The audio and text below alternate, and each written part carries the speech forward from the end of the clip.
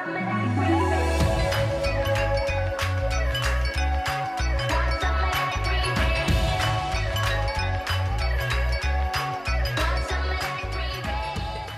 Lynette McNeill, and I am from Lynette McNeill Studio in Los Angeles.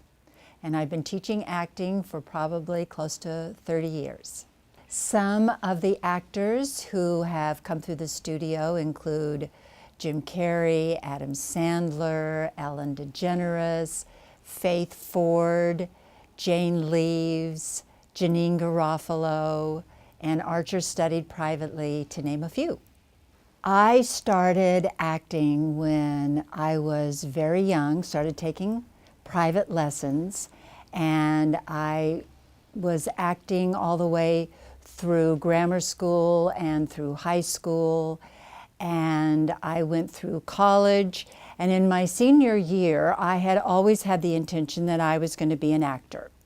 But then I decided to take a directing course, and it was taking that directing course that changed everything, because I found I really loved telling the whole story and not just my part of the story as the character. And I got hooked on that. So I shifted my focus onto directing, and teaching and private coaching paralleled with that, because at the end of the day, we're trying to get the best performance from the actor that we can, and to help him to find his voice as the character. My senior year in high school had a wonderful drama teacher by the name of Suzanne Frentz, and she came to me and said, I have submitted you for an audition to a repertory company that is happening this summer at the University of Kansas, which is where I was going to school in the fall. The University of Kansas at that time, and I think to this day, has a very fine theater and film school, one of the top 5 in the country. And she said, they are going to be taking 5 incoming freshman girls and 5 incoming freshman guys to be in a company with established actors who are getting their master's and doctorate degrees. And so the audition will be with you doing a short monologue from a classic piece of literature. And it will be in 10 days. And I was horrified. I was excited, but I didn't know how I could possibly pull that off in 10 days. So I didn't know where to start and what kind of a monologue to do. And she said, well, we're going to find something that you really love and that suits you. I ended up doing Antigone, which is from a Greek tragedy. So as luck would have it, the senior prom was the night before, and the next morning we had to drive 3 hours to the university where the auditions were being held. And there were 2,000 students that were auditioning for these places in this repertory company. It wasn't all happening on one weekend, but my time was the Saturday morning after the senior prom. So I did the monologue. I thought it went okay. And then they had us do some improvisations. I had never done that before. They just wanted to see how quickly we thought on our feet and how well we listened to the others. And I left feeling okay about it. And they said, we'll let you know in 2 weeks. So at the end of 2 weeks, I come out for lunch one day, and my father is there in his car. And I say, what's up? And he said, I'm taking you to lunch. And I said, really? So I got in the car, and he said, would you like to kiss the cheek of the father of a star? And that was his way of telling me that I had gotten in to this company. And I tell you this story because it was a turning point in my life. It meant that I was going off to school. It meant that I had always been surrounded by people who loved and supported me, and now I was going to go away and work with experienced actors, and I was going to have to earn their respect. And it was exciting, and it was scary. So that summer I learned a lot, because it was my first time to be away from home and be on my own and be with people who knew what they were doing. We were also expected to take classes as well as be at rehearsal. So it was sort of a 24/7 deal. And it was a great great experience because I learned this is what it takes to be an actor. And it was a wonderful opportunity. Then my senior year, as an elective, I decided to take a course in directing. And again, that was very challenging and scary because it meant that I really had to know what I was doing, and I didn't as a director because I'd never done that before, and I was going to need to help the other actors with their performances, etc. And as I went through that class and I found the material that I wanted to direct and I cast the parts, I found that I loved it. I loved telling the whole story. I loved having the big picture there. I loved coming up with a concept and having a vision. And I loved working with actors. And because I had studied acting for so long, I totally knew what they went through. I knew where the struggles were. I knew how insecure you could be. I knew when you'd come across a part in that character that you were not able to solve easily. And I loved helping them to resolve that and to find that. So that sort of got me hooked on directing. And then as a director, it paralleled very nicely with teaching acting and becoming a private coach. And that's how I kind of ended up where I am. I'm going to address, if you were to arrive in Los Angeles tomorrow, determined to have a career in acting, what I would advise you to do. The first thing I would do in a very practical way is get a job so you can pay your bills and be stable and not worry about that, so that your attention is then free to find a great acting class. That is your first step. Do not think about auditions. Don't think about headshots. It's too early. You need to really know your craft. You need to really have the tools and develop the skills so that you know what you're doing when you go into audition.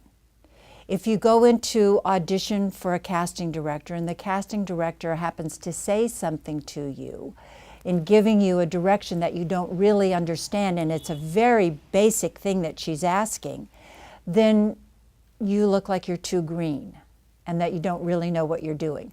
You may show her that you're talented. She may really like your quality, or he may really like your quality, but you can trip yourself up because you thought, but I'm attractive and everybody says I should be an actor, but you haven't done the training. So that's the first thing is get a job. The second thing is to train. Training doesn't really begin and end in 6 weeks. Training is an ongoing process. I work with award-winning actors in their 60s who continue to train because they are constantly wanting to be challenged and expand and not always do the same kind of work. And it's a wonderful opportunity to sort of get out of that particular type of role that they're used to playing to continue to work with other actors, okay? So you're training, you're going to casting director workshops. You find out about those by going on the internet and simply Googling casting director workshops, and do your research and find out what does that casting director do? What are the shows or the films that casting director is currently casting, so that you're going to a workshop with somebody who's very credible, knows what they're doing, and would have something to say to you that would be of value. But don't do that and get in front of a casting director in a workshop until you know what you're doing. Does that make sense? Okay. Once you really feel like you've got some skills, you know what you're doing, and you want to get out and start auditioning, I think it usually is a couple of years before you're there, but if you feel strongly about starting sooner, then it's your career, you do it. But sometimes it takes a lot to get the door open, so you want to put your best foot forward when you get in there and not come up short, and it's a little tougher to get back in the next time because they felt that you were too inexperienced. Okay, so if you say, well, how do I find out what to audition for or where the auditions are being held? There are websites that let you know that. They let you know when it's an independent film and it's a non-union film. They let you know when it's a SAG film, which means it is a union film or a union series. Those websites would include Actors Access, that's a very good website. LA Casting is one, Actors Access. There are a lot of them, and too many for me to mention right now. But again, you Google them and you look at them and make sure that they're legitimate and that they have the kind of parts that you could see yourself going out for. Now, another question that comes up is, so how do I get an agent or a manager? Again, I'm going to sound like a broken record, but you really have to know what you're doing. So if you sent your headshot out when that time came to have your headshots done, you send that headshot out to a lot of people that you have researched who are willing to see new talent. A lot of agents won't see anyone who doesn't have a list of credits from film and television. Some managers, some agents will see people who don't have that experience, but they can look on a resume and see that they've been studying and that they are very committed. In that case, you could get in to do a scene, you could send them a reel of your work, and if you look interesting and like you know what you're doing and you know the kind of shows that you could be on to let them know how you see yourself going out and they know that you've really been doing your homework, then you have an opportunity to possibly get representation in that way. But again, if you haven't really studied and you don't really know what you're doing and you don't know the kind of series that you could see yourself going up for in a very realistic way, then chances are you might blow that interview. So all of this is about what is the natural progression of learning to study and when do I get the headshots and when do I start to get representation and what are the websites available and the casting director workshops, etc. There is a lot of work available today. As you all probably know, Netflix and Amazon and YouTube and Hulu are all doing series and more people are jumping in to do series. So there is a lot of work available, but it does go to people who have experience, who know what they're doing, and who are easy to direct, because there's not a lot of time to break in somebody who's brand new and doesn't know anything about the business. Okay, networking. All right, so if you're in a class, that's one of the best networking situations that you find yourself in, because you've got actors who may be going out for parts, come back to class, say, I was up for an audition, I went to the audition, I'm not good for that part, but you should go, so get your agent to get you in, or here's who you would submit yourself to. So acting classes are a great source of networking. Going to casting director workshops, you meet more people where you network.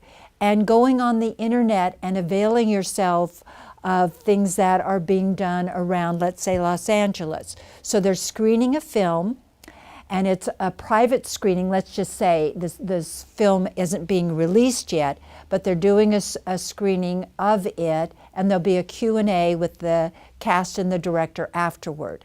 Well, you're going to meet other actors. You're going to hear the actors and the directors talking about what they went through in making that film. They're talking about the characters, the experiences they have, and that's all very valuable experience and part of your networking.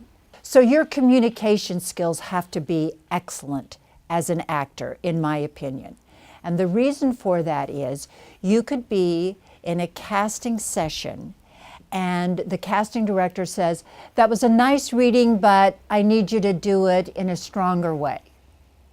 Well, who knows what that means? Stronger is not really a direction, but the casting director may not be the most articulate person. It's not their job to explain to you what they want, and sometimes they do it beautifully, and sometimes they give you something very general and very vague.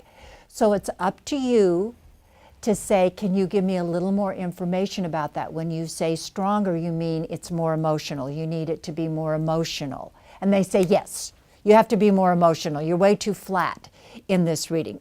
But you had to draw that out of them. An example of working with a director, again, the director may say, let's do it again, but don't be as big in that scene. And big is where you're kind of pushing it or doing too much. but what else does he need from you? And so being able to ask him, tell me a little bit more about that. I understand not being too big. I can certainly do that. Is there anything else I'm doing that you're not really liking in the scene so I can make that adjustment? You do it in a very quick way because time is of the essence. There is not the time to chat about how you're going to play this character. You are hired because they believe you can do the job. And if you show up with 1,000 questions and you haven't done your preparation, therefore you could get replaced. I have been an acting coach on films, on studio films. And an actor who had a wonderful quality that the producer wanted, but the director didn't. And so the director had worked with me on different films and said, I want you to coach this person. He doesn't have a lot of experience. So I did as much as I could do with him in the limited time that we had before they started to shoot. And it turned out he just wasn't going to cut it because he was going to cost them too much time. He just did not have the training. And without the training, he was lost. And it was very unfortunate, but he did get replaced. So you have to know that does happen. So you have to show up like camera ready. You know what you're doing. You're willing to listen and take direction and know what that direction is about. And when you do that and you have a great attitude and you're very professional, chances are that director will want to work with you again and again whenever that opportunity comes up. So the best piece of advice that I could give someone who wants to be an actor or who wants to be in the entertainment industry at all is to know how much work it takes to be successful. You don't have to be the best looking, you don't have to be the most talented, but you do have to know how much work is involved. You have to commit to studying. You have to train. You have to know your craft if you're going to have a sustainable career. So you have to allow for that in coming to Los Angeles and getting started. That means you are really committed. You are all in, and whatever it takes, you are going to do it. So sometimes there are sacrifices that you make. All your friends are going camping one weekend and you have a huge audition on Monday morning. So what do? Do you go camping and say, well, I'll sort of learn this and work on this over the weekend. I can do this. No, it's a big part. It's a great opportunity. You can sacrifice the audition or you can sacrifice the camping trip. But if you want to work and be taken seriously in this industry, you really have to know your priorities. So knowing how hard you're going to have to work, knowing the commitment that it takes, and being responsible for your career. It's not an agent, it's not a manager, it's you, always looking for what's out there, always developing your skills, and remaining empowered by being responsible. When you say, this is my deal, and I'm going to do it, and hopefully you will have the support of your family and friends, but if you don't, you still take full responsibility for it, and you can do it. I suggest to actors that they see as much theater as possible, really good theater, that they go to concerts, that they're very familiar with all kinds of music, not just music that they listen to personally. I suggest that you take audition classes when the time is right for that. We talked about casting director workshops. There are different symposiums that a director will hold, and it may be for university students, but they'll also let people come who are not enrolled in the university. You just keep scouring for opportunities to learn as much as you can, knowing art, taking art history classes, because that also informs you a lot of what you might need to know if you were doing a period piece, whether that piece is from, 18th century French art or whether it's from something from the 50s or 60s. Knowing art, knowing music, seeing theater, seeing as many films as you possibly can is all part of staying current as well.